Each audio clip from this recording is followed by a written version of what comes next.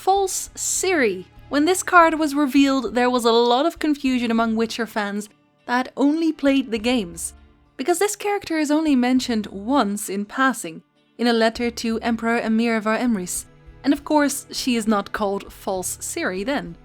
So who is this girl? Why is she not given her real name, but instead this moniker? What is she doing in the Nilfgaardian deck? Let's start at the very beginning.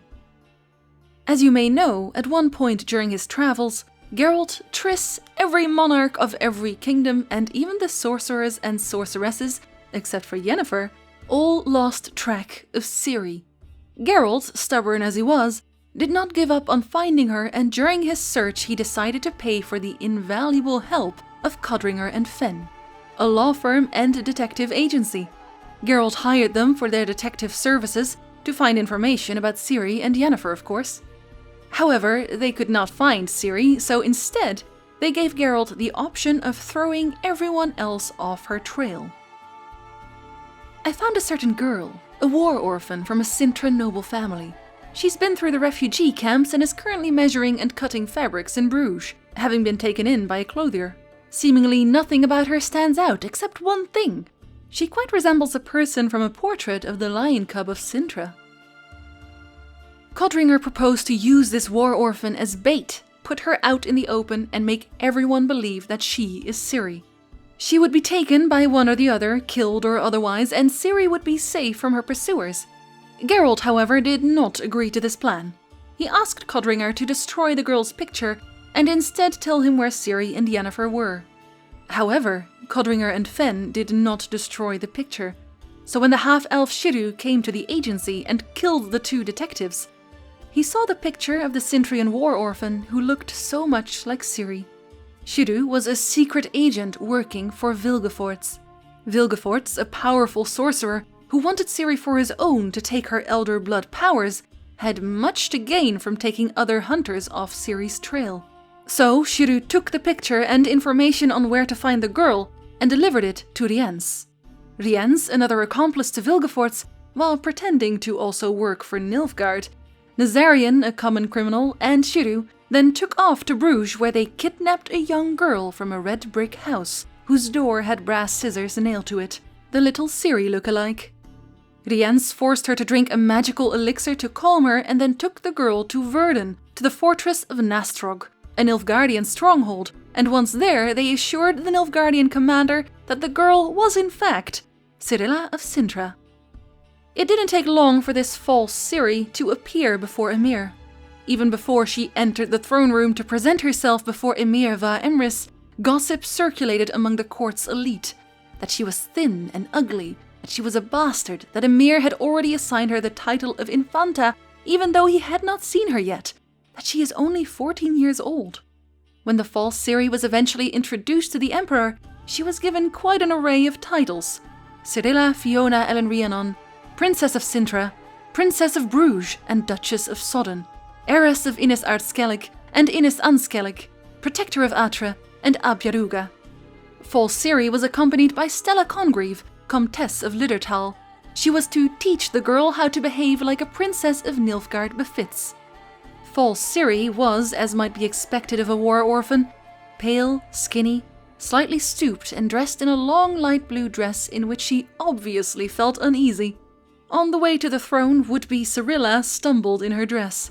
As they got closer, Stella noted a dangerous smile on Emhyr's lips, which told her that something was wrong.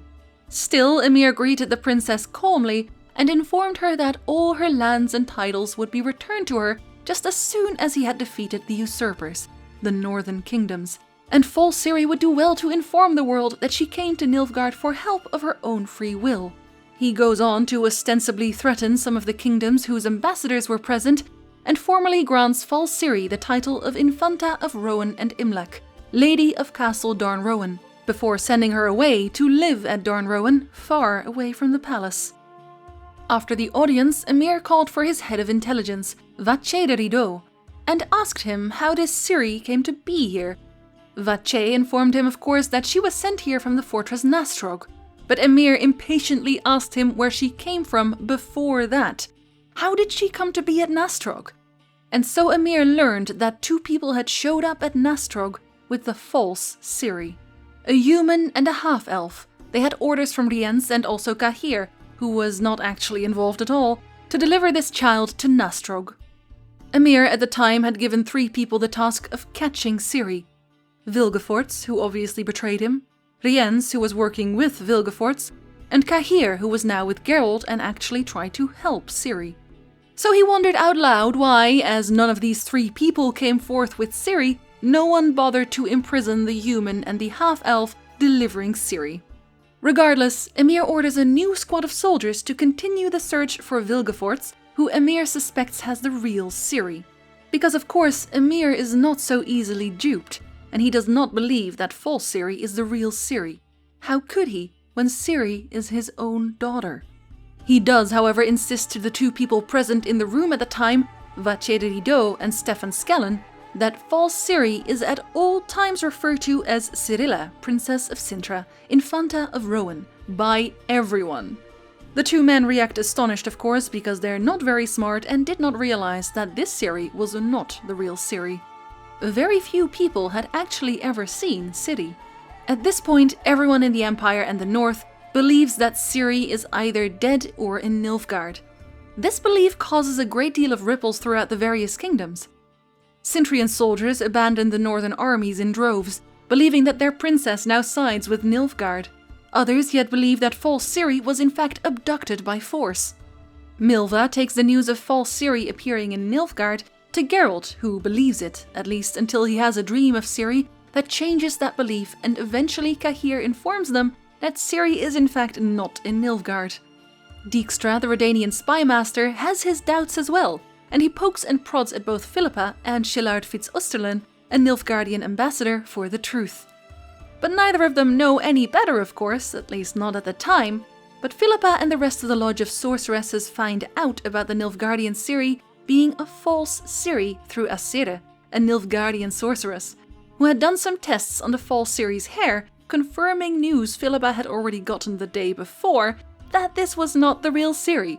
Yennefer eventually also tells Krakan Crate that Ciri is not in fact in Nilfgaard. So those are precious few people that know the truth about the false Ciri. And of course, news of the false Ciri also reaches the real Ciri eventually, who at the time is running wild with a gang called the Rats. Ciri is anything but pleased to hear that someone is impersonating her. Apparently, Emperor Emhyr proclaimed that he fell helplessly in love with her at first sight, and now he wants to take her to be his wife. That was the last straw for Ciri, who boiled over with rage and left the Rats with the intent to go to Nilfgaard and present herself before Emhyr as the real Ciri.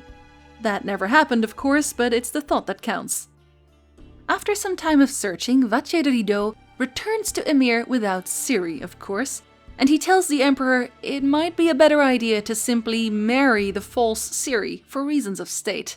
Emhyr isn't exactly enthused by the idea, but Vache notes that should they find the real Ciri after the marriage, they can simply exchange the 2 girls. But Emhyr will hear nothing of it. He will only marry the real Ciri. Not long after, Emhyr visits Countess Stella and false Ciri himself. False Ciri at the time is having a painting done. A slender girl with blonde hair and sad eyes. Emhyr is set to leave for the war in the Northern Kingdoms, but before he leaves he wished to speak to false Ciri. They walked silently until Emhyr attempted to start some small talk while he thinks about what to do with the false Ciri when the real Ciri is found. He asks false Ciri whether she has any wishes, requests, or complaints. She says she does not, and Emhyr asks her what her name is. "What is your name?" he asked sharply. "Cirilla Fiona Ellen Rhiannon."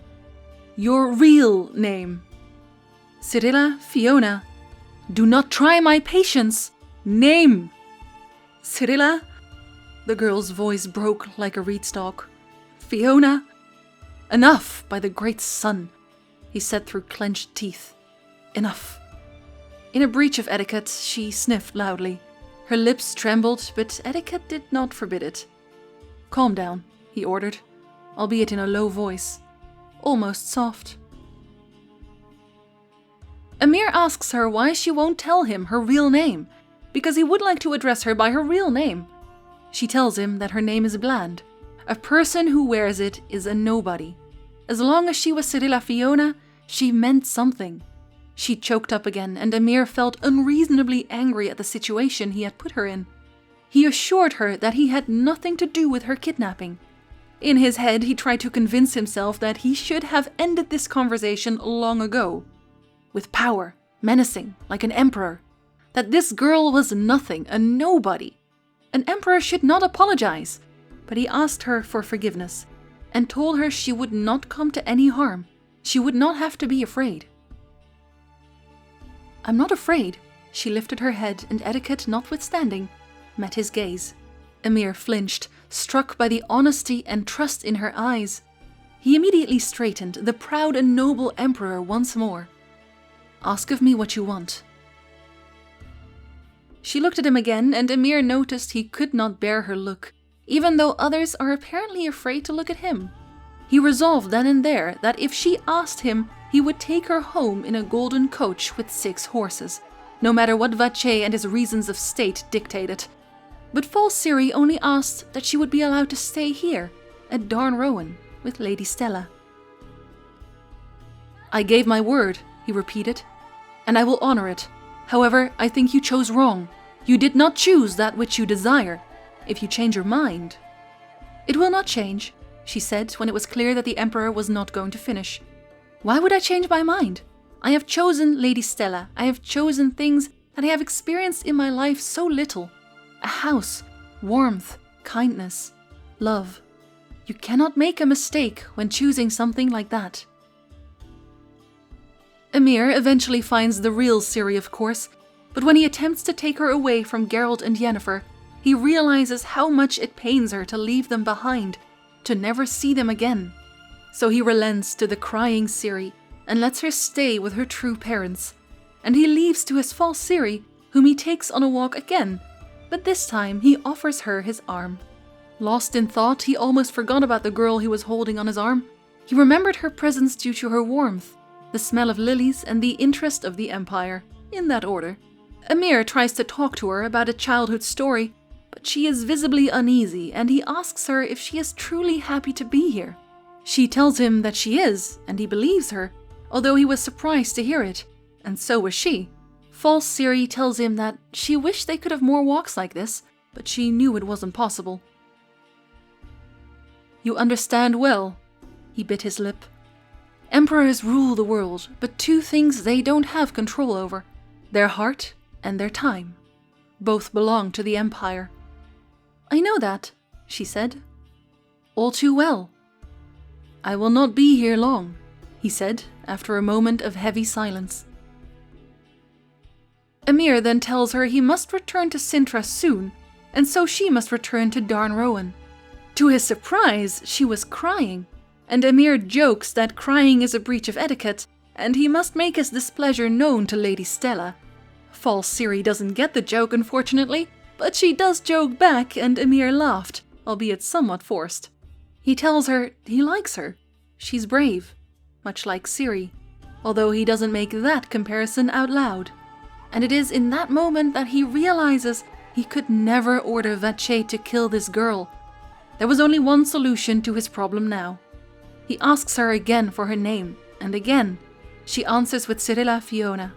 She says she must be Cirilla Fiona, and Emhyr guesses that she regrets not being her. She believes that perhaps if she was the real Ciri, Emhyr would be kinder to her, but she was just a fake, an imitation, a doppelganger not worthy of anything. "Do you know, little moth, that what you see in front of you is the flame?" "I know, Your Majesty." They were silent for a long time. The smell of spring suddenly whirled in their heads, intoxicating. "Being the Empress," Emhyr finally said, dully, "is not easy. Contrary to appearances, I do not know if I'll be able to love you." She nodded to indicate that she knew this. He saw a tear on her cheek. Just like then, in the castle Stygia, he felt like a sliver of glass was stuck in his heart. He hugged her, pressing her hard against his chest, stroking her hair which smelled like lilies. "My poor child," he said in an unnatural voice. "My poor reason of state." In the end, Emhyr marries the false Ciri, whose real name we will never know. Her portrait now hangs in Sintra. Everyone has an opinion, of course. Hierarch Hamelfart thought her an unusual beauty, probably a half-breed elf. Foltest thought her pretty, although portraits were usually flattering. Meve noted that she was very unlike Calanthe, or Rugner, or Pavetta, and she mused on the rumors of a bastard child for a while, but decided that, false Ciri or not, for reasons of state, she must be the real Ciri. Esterad Thyssen, king of Kovir, also gazed upon the portrait and was very sure it was not the real Ciri, as she looked nothing like she had in his dream, but decided he would keep this information to himself and his wife. Kistrin of Verden, who was once first in line to wed Ciri, noted that if he had married Ciri then, he would have likely died alongside Calanthe, so he considered himself lucky. Shillard Fitz-Osterlin did not believe in love at first sight, so he could not fathom why Emhyr suddenly married this little barbarian. But he conceded that they probably did not tell him everything. Dijkstra decided this was all probably the work of sorceresses, and they had decided that Ciri must be Emhyr's wife. Triss thought it would be good to keep things this way. Ciri would be safe, and eventually everyone would forget her and let her live. Through some bits and pieces of information, we know that Emhyr and false Ciri basically lived out their life together. In a letter from Shillard Fitz-Osterlin to Emhyr var Emrys, false Ciri is mentioned once. Please convey my kindest regards to your consort. But that is the only mention of her in the games. So how does this work with the canon lore of the books, when Ciri chooses the Empress ending? Well, Ciri in the games is not hunted by every kingdom any longer. In fact, the quote-unquote normal realm doesn't necessarily care about her anymore. Just the Wild Hunt and the Lodge of Sorceresses. We don't see the Empress of Nilfgaard anywhere. Not in pictures, no one speaks of her. So it's likely that she is well guarded in the Empire and doesn't leave much to show her face. Switching her with the real Ciri wouldn't be an issue in that sense. After all, they look alike already. False Ciri could simply leave to spend her days in Darn Rowan. In The Lady of the Lake, Conviramur says the following. It's not hard to imagine that fate was not kind to the girl. When Emhyr got the original, and we all know that he acquired her, he got rid of the forgery. In the dream I sensed no tragedy, and in principle I should have felt something if... On the other hand, what I see in dreams is not necessarily the real truth. This quote leaves us an opening for each of the Witcher 3 endings.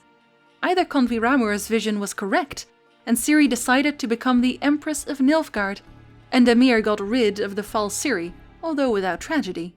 Or her vision was off, and sensing no tragedy simply meant that Ciri chose to either become a witcheress, or she left to a different world, never to return.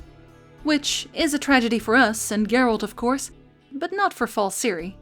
So, all in all, that was likely the reason we never got to see her in-game. It would make the 3 endings a lot more difficult to reasonably explain if false Ciri played an active role during the story. Although they did apparently think of putting her in the game at one point, as Becca appearing on the Skelliger Isles. It makes more sense this way though. And at least we have her as a Gwent card now, in the Nilfgaardian deck, proudly spying for her Emperor.